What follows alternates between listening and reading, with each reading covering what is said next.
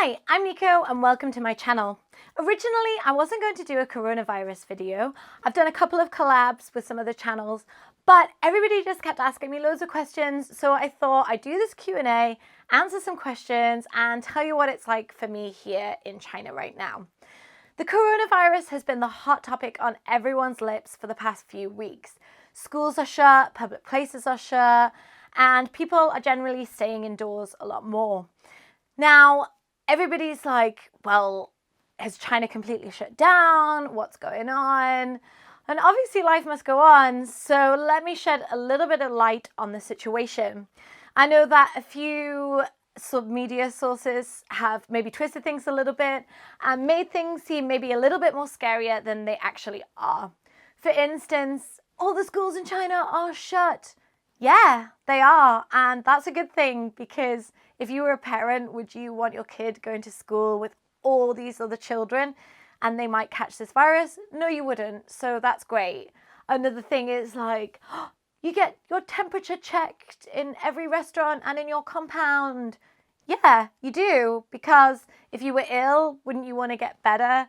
And if someone around you that lived there or was going to go into that restaurant was sick, you wouldn't want to catch it from them. So all these things aren't as scary as they might sound. They're all precautions. And I personally think that all these precautions are a good thing because it's going to help stop the spread of the virus. We've been documenting our time here in Beijing since we came back from Spring Festival. We came back like the day after Chinese New Year, and it was really quiet, like super quiet. But then it always is around this time. People usually have a long holiday and shops and restaurants and things like that are closed anyway, so it didn't really feel that different. These past few weeks, people have obviously started returning from their hometown and places have got a bit busier. Roads are busier and public life is just a little bit busier. If you want to see what my life is like in Beijing, I just recorded a video this week which I posted, and you can just see for yourselves. Okay, so let's answer some questions. So one of the main questions that I got asked in a variety of different ways from a variety of different people is basically, is it as bad as it seems in the media? Now, I've mentioned this in some other things, and I personally think that at the beginning, especially, the media was spreading a lot of panic and hysteria because, like, panic sells, you know? They made a lot of clickbaity titles, so people would click on it. And if you think about it this way, the more clicks that the media get, the more ad revenue they get. And so that's why all these headlines and things were very drastic. And I personally think it spread panic worldwide. What I noticed for the first few weeks is all these places sharing like death toll, death toll, death toll. But none of them were sharing how many people had actually recovered from this virus. And actually that was way more than the death toll, because people care more about that than who's actually recovered from it.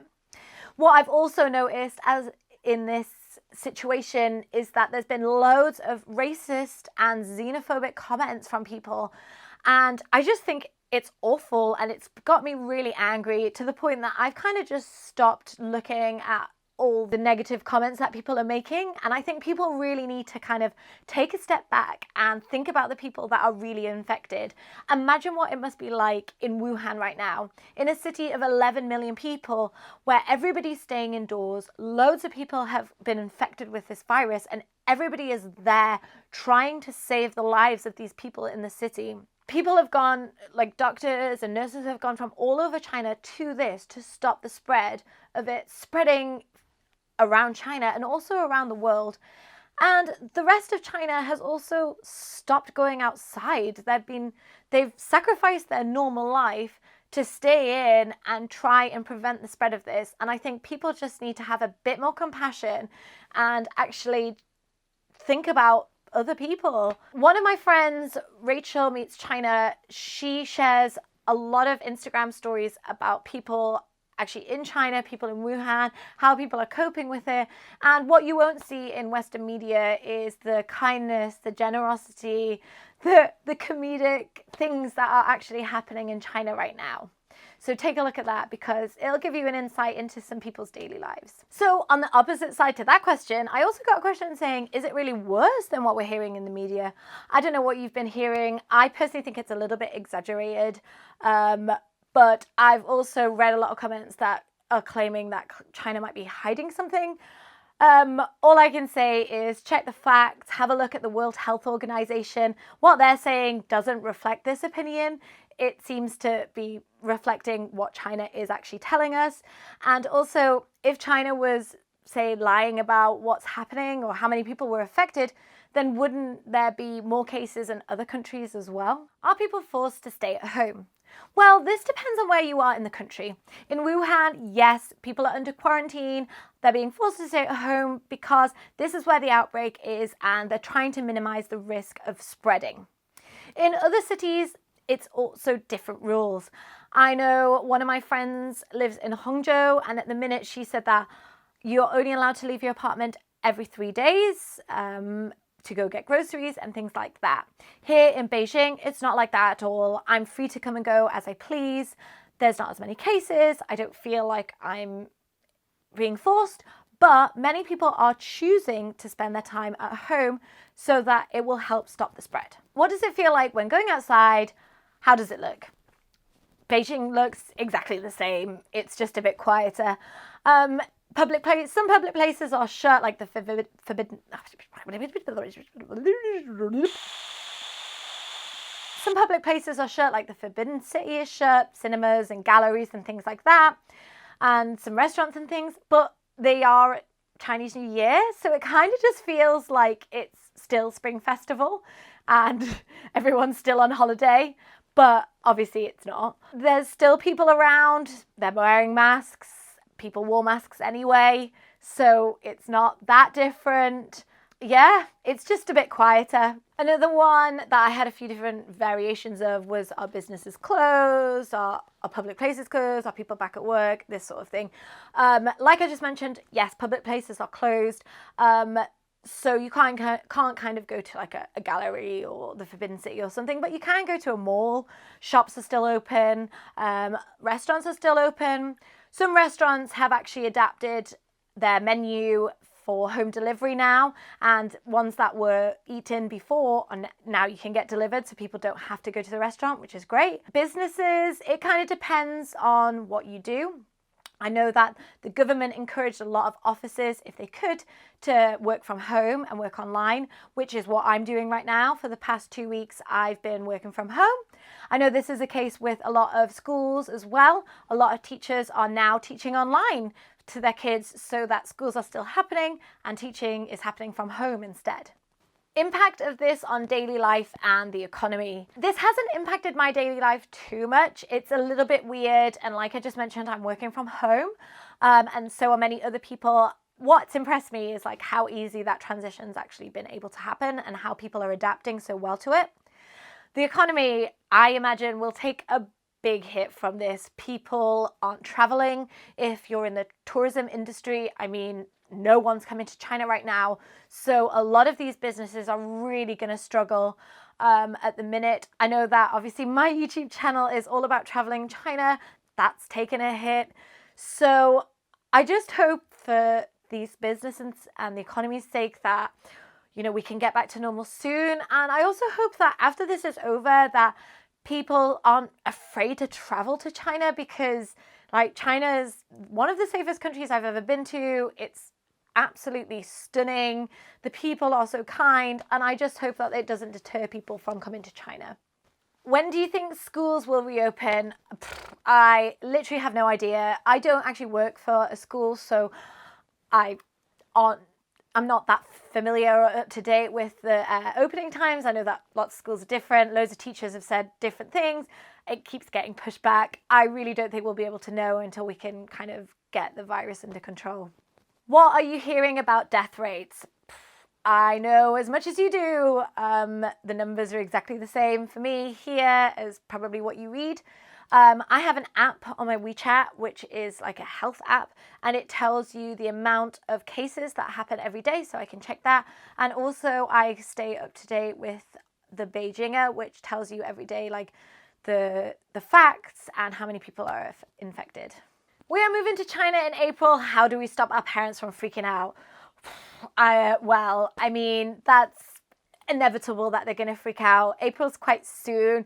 I have no idea what the virus is going to be like then. I can only hope that it's going to kind of be under control. It also kind of depends on where you're moving to. If you're fit and healthy, then you might not have anything to worry about. But I mean, I think you've just got to wait and see what happens in the next month and make the decision whether it's the right time to come right now. It might be that you postpone it for a few months until everything's kind of got back to normal, because then it might just be a more enjoyable time to come to China as well. Don't want your first impressions to be in this awful outbreak.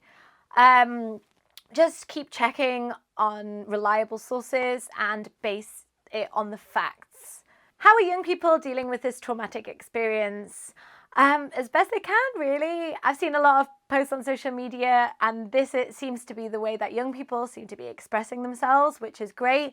When I've been out and about, I have noticed that it's actually been more elderly people that are outside. I think they just feel a bit more resilient. They just want to be outside, which I think is amazing. I haven't really spoken to that many people apart from kind of my work colleagues, which just seem a bit bored, and other expats, which are trying as well to kind of stay fit and healthy, eat lots of good food, and kind of get outside and go for a walk at least once a day. I'm going to read this one as it's a little bit long. What's your observation on Chinese people's reaction and response to the coronavirus and to the government coordination to combat the virus? Well, I think that everybody has responded really quickly and efficiently for it. Businesses have adapted, schools have adapted, your compound that you live in, like the subway, everybody's adapted really quickly to try and stop the spread of the virus. What I find pretty amazing is that they've all now got this like temperature check thing, which how did you get so many of these out so fast? Also, the Chinese people are taking it upon themselves to stay inside more and to try and stop the spread that way as well, which I think is pretty amazing. Do you know anyone around you that has caught the virus? Is the virus really close to the general public? No, I don't know anybody that has caught the virus. I'm in a lot of WeChat groups that are not just in Beijing, that are also around China. Nobody's mentioned that anyone that they know have contracted the virus. No one from my work has contracted the virus. So no, I don't know anybody. Is it true that they've been putting chains in the entrances of residential compounds? Yes, probably. This is true. It's not quite as scary as it might sound, though. A lot of compounds have lots of different entrances and exits. So they've probably put the chains on a few of the exits and entrances so that there's only one way that you can go in and out of your compound, which means everybody has to go past the guards, has to get a temperature check or take a card with them to prove that they live there, so that if you do live in that compound, you're making sure that you're getting checked regularly and it's safe for everybody that lives there. A few people have said, why do you not leave China? Why have you not gone home?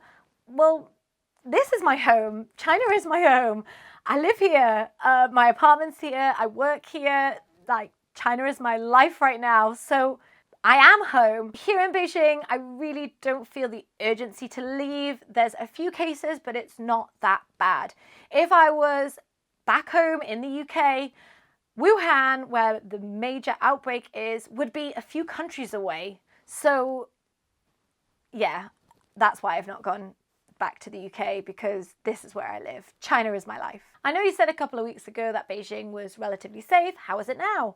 I still feel exactly the same. If you want to see what Beijing is like now, then make sure you watch my latest video and you can just see for yourself. For more than a month, much of China has been in lockdown as it battles against the coronavirus outbreak. Beijing is far from one of the worst affected areas, but as these shots from the past month show, much of the city is deserted.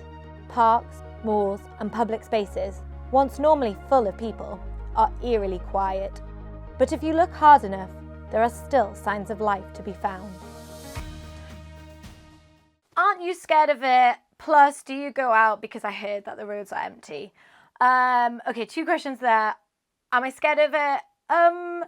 No, not really. I hope I don't get it, obviously. I feel like the chances of me getting it are not that high. I'm probably more likely to just catch the normal flu. I'm trying to be really cautious because I have asthma already, so I really don't want to catch it because it could be really bad for me. Do I go out? I heard the roads are empty. Like I said before, everywhere's quiet.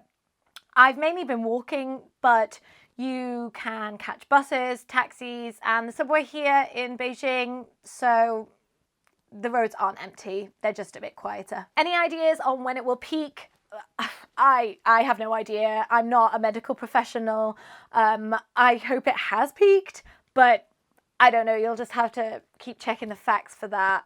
That's not for me to say.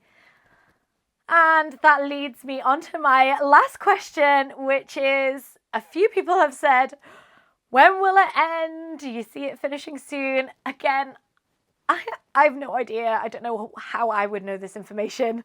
I just pray that it will end soon and life will get back to normal. I just hope that everyone in Wuhan is okay. And yeah, just fingers crossed soon, it will end soon. So that's the end of my Q&A for today. It was quite a serious topic today, and I just want to say I'm not a professional, so all I can give you is my opinion. If you want to know the facts, then check a reliable source and, base your opinion on that. I hope I answered some of your questions and shed a little bit of light on the situation here in China. If you liked it, then give me a big thumbs up. Leave me a comment and let me know if there's something else that you want to know about the coronavirus, and I'll see if I can make another video. Also, if you don't subscribe to my channel, then make sure you hit that subscribe button, and I'll see you next time.